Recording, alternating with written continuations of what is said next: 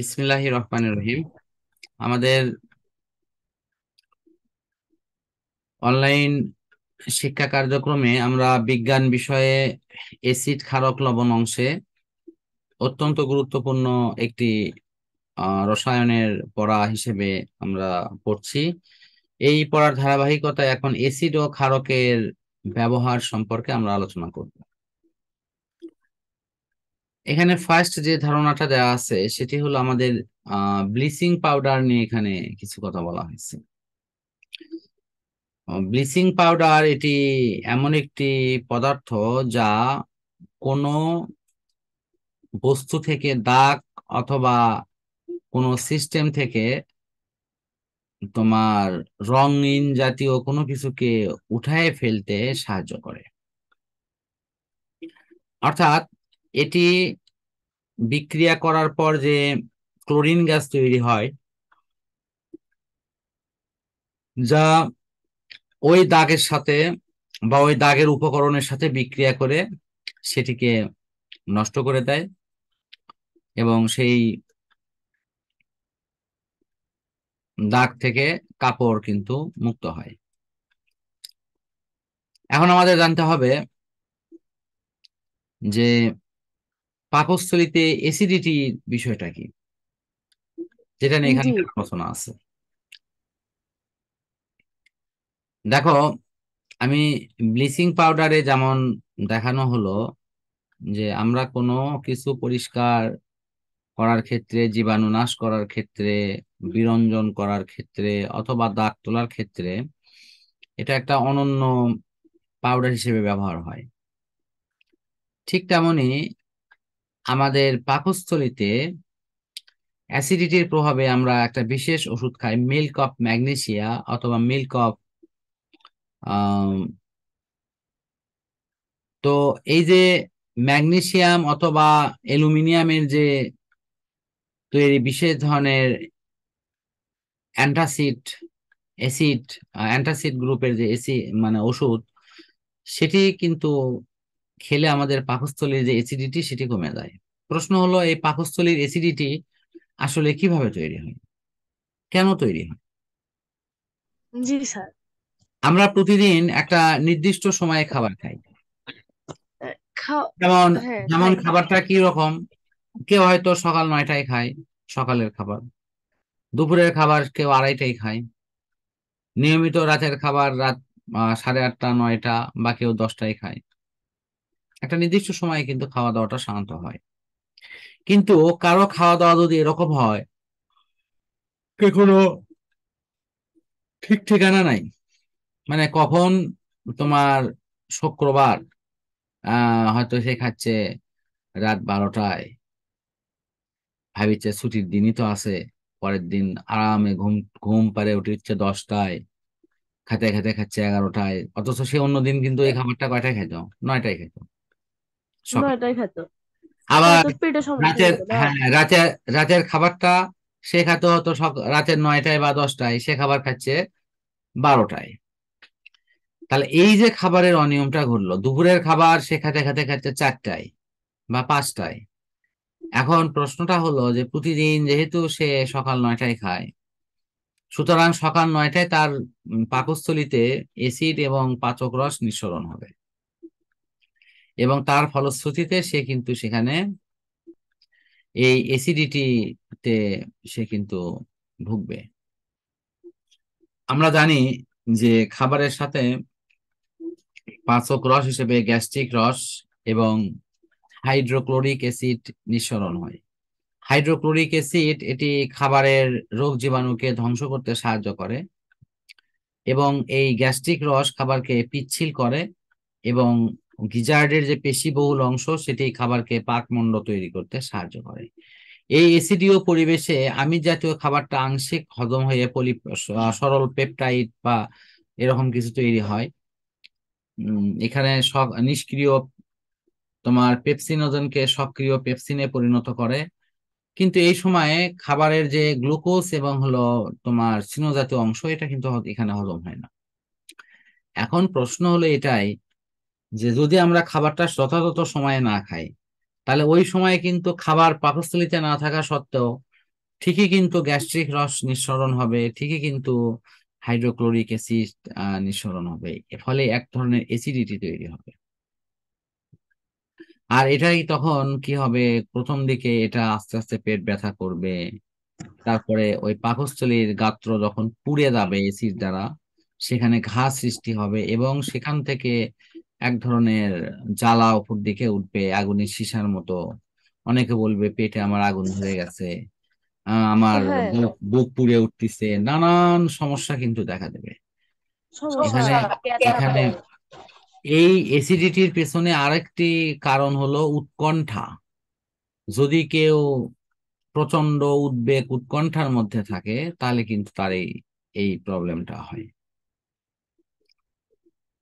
কথা বুঝতে পারছো কি? তো এই কারণের জন্য আমার মনে হয় যে এই অ্যাসিডিটির বিষয়টা। আসছি। এখন দেখো, তাহলে যদি কারো এই খাবার অনিয়ম বা অন্য কোনো কারণে যদি অ্যাসিডিটি হয়ে যায়, তাহলে তার প্রথম উচিত হলো অ্যান্টাসিড গ্রুপের ওষুধ খাওয়া। অ্যান্টাসিড প্লাস বলো বা অন্য কোনো ওষুধ বলো। স্যার আর কি ওষুধের কথা বললেন? অ্যান্টাসিড প্লাস, যেটা মিল্ক অফ ম্যাগনেসিয়া নামে বেশি পরিচিত।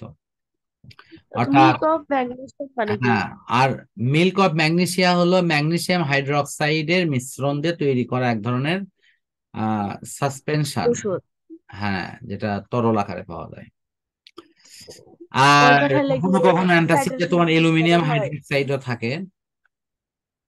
কথা বুঝছো কি? এই জি জি, মোটামুটি বুঝছি, অপশন। বলেন।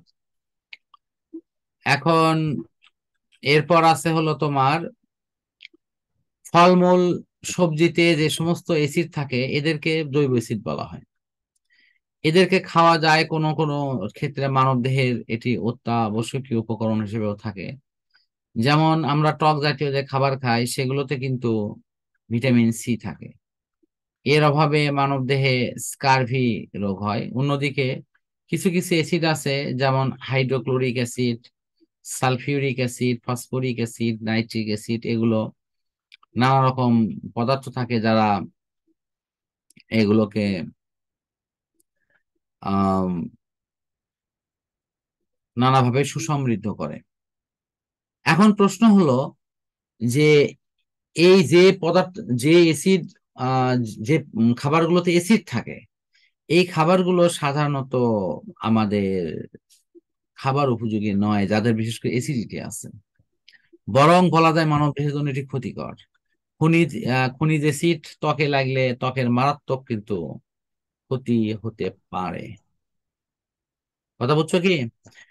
তো এই কারণের মানে জন্য আমাদের ওই আরেকবার অ্যাসিড। বলেন তো, মানে অ্যাসিডিটি ত্বকের আমি জন্য আবার মারাত্মক হতে বলতেছি পারে। যে যদি জৈব অ্যাসিড কোনো খাবারে থাকে, সেই অ্যাসিড খাওয়াটা স্বাস্থ্যকর, বিশেষ করে ভিটামিন সি তে থাকে। সেটা হলো এসকর্বিক অ্যাসিড। এটা কিন্তু নৈবেদ থেকে আসে। এটা এসকর্বিক। লেখাই তো আছে, এই যে দেখো এটা, দেখতে পাইছো? হ্যাঁ হ্যাঁ। তো কিন্তু প্রশ্ন হলো যে কিছু কিছু অ্যাসিড আছে যেগুলো খনিজ অ্যাসিড, যেমন sulphuric acid, hydrochloric acid, phosphoric acid. এই যে এই জাতীয় যে অ্যাসিড গুলো আছে, এগুলো কিন্তু আবার মানুষের শরীরের জন্য ক্ষতিকর, এগুলো খাওয়ার উপযুক্ত না। এগুলো ত্বকে লাগলে মারাত্মক ধরনের ক্ষতিকর প্রভাব পড়ে। এই কারণের জন্য এই জাতীয় অ্যাসিডকে আমাদের সবসময় সাবধানে ব্যবহার করতে হয়। তো সমাজের কিছু নেতিবাচক মানুষ চরিত্রের মানুষ আছে। হ্যাঁ, অনেকেই তো এগুলা মানে চলে না। সেটাই তো আছেই। যে কারণে তো প্রবলেম তৈরি হচ্ছে। অনেকে আছে দেখা যাচ্ছে কারো প্রতি প্রতিহিংসা পরায়ণ হয়ে তার দিকে এই এসিডটা ছুঁড়ে মারে এবং তার শরীরটা ঝলসে যায়। আহ হ্যাঁ, তার এটা নিয়ে কিন্তু এখন একটা মানে খুবই কঠোর পদক্ষেপ নিছে, যে যদি কেউ এই ধরনের এসিড সন্ত্রাস করে, তাহলে তার মানে ভয়াবহতম শাস্তি ব্যবস্থা কিন্তু করছে। একেবারে সর্বনিম্ন শাস্তি মনে হয় যাবজ্জীবন জেল আছে, এবং সর্বোচ্চর ক্ষেত্রে মৃত্যুদণ্ড পর্যন্ত হয়তো দেওয়ার বিধান করা হয়েছে। আমি পুরো আইনের বিধান মানে জানি না। অনেক কড়া শাস্তি নেওয়া হয়েছে। হ্যাঁ, এবং শাস্তিটা মৃত্যুদণ্ড পর্যন্ত আছে, এটা আমি মিডিয়াতে দেখেছি বা শুনেছি। আসলে শাস্তির চাইতেও বড় বিষয়টা হলো এটা যে এক ধরনের মানবিকতা, যে আমি একজন মানুষকে আমার পক্ষে নিয়ে আসার জন্য, তার ওপর জুলুম করার জন্য আমি তো তার গায়ে এসিড ছুড়তে পারি না। এটা তো তার ব্যক্তি স্বাধীনতা এবং তার আহ, মানে স্বাধীন মত প্রকাশের ক্ষেত্রে এক ধরনের হস্তক্ষেপ। তো সুতরাং কেউ আমার মতের সাথে মিলল না, আমার সাথে সে এগ্রি করলো না। এটা সাধারণত বেশি করে হলো কারা, এই যে উঠতি বয়সের এক তরুণ তরুণী যারা হয়তো আহ ভালো লাগার একটা প্রস্তাব দিচ্ছে। আসলে প্রস্তাব দেওয়াটা এটা একটা স্বাভাবিক বিষয়, কেউ ভালো লাগছে তাকে বলতে পারে, আবার সে তাকে রিফিউজও করতে পারে যে না, আমার তোমাকে ভালো লাগে না, আমি এই ধরনের কোনো রিলেশনে জড়াবো না। এখন দেখা গেল যে এই কথা শোনার সাথে সাথেই তার মাথা খারাপ, এসিড কিনে নিয়ে এসে তার দিকে ছুড়ে মারে। এটা এক ধরনের মানসিক বিকৃতি। প্রথম অপশনটা হলো যে তুমি নিজের পছন্দ তো আরেকজনের উপর চাপিয়ে দিতে পারো না, না। তার পছন্দ তার কাছেই থাকবে, আর তোমার নিজের পছন্দ নিজের কাছে থাকবে। নিজের কাছে সুতরাং এই থাকবে। পছন্দ চাপিয়ে দিতে গিয়ে যখন তোমার মতটা মিলছে না, তখন তুমি তার দিকে এই ভয়াবহ পদার্থটা ছুঁড়ে মারবা এবং সে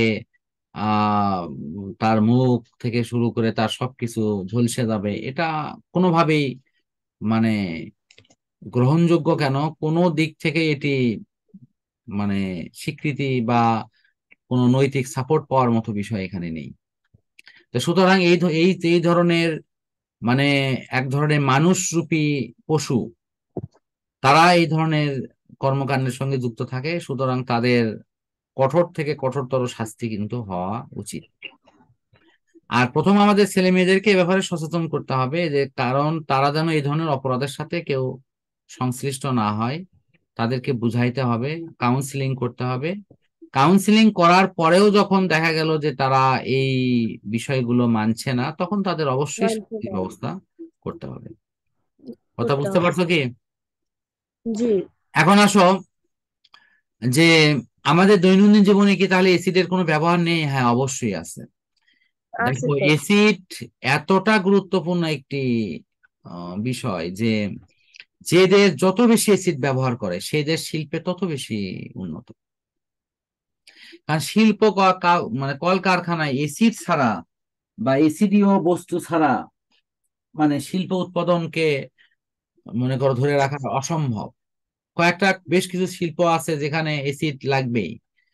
এই যে যেমন দেখো, সালফিউরিক অ্যাসিড, এটা অত্যন্ত গুরুত্বপূর্ণ একটি অ্যাসিড, এবং এই অ্যাসিড ছাড়া শিল্পের অনেক সামগ্রী তৈরি করা যায় না। ডিটারজেন্ট থেকে শুরু করে নানাবিধ রং, ঔষধ, কীটনাশক, পেইন্ট, কাগজ, বিস্ফোরক, রেয়ন প্রভৃতি তৈরিতে সালফিউরিক অ্যাসিড ব্যবহৃত হয়।